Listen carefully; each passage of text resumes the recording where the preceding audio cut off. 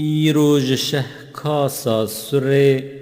می هات فنجانا صدف منت کو ایرو دم دره دامن میا حسن خف خف دام جاما کوثره شیرین قدو لب شکره بای صبا دا چنبره هاتن سما شتری و لف شتری و زلف و بلگ و پر همیان لدم دعوا و شر اعلان لسلوا بونگر اقرب خویان از هر طرف اقرب نهن او سنبلن بو عنبرن داوادلن نیشان جمس کو فلفلن وان سینه من کر هدف دا سینه جهت تیر خوشه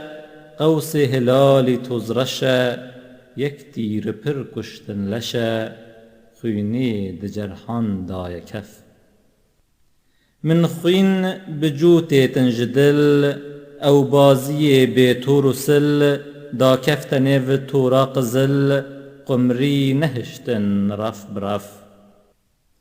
رف رف نهشتن زاغ زاغ دانین لدل من داغ داغ دیکی بمینت ساغ ساغ وسطان لشکر صف بصف صف صف مدین هندی و زنگ جنگی زهات تیمور لنگ خفوان رشاندن دل خدنگ تشبیه تیرین خان شرف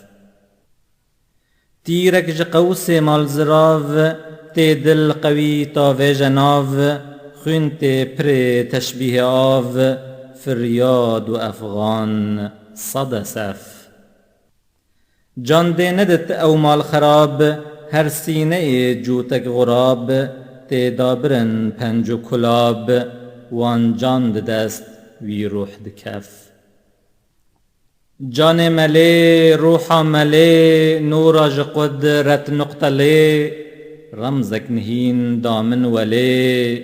نالیج بر وان نایو دف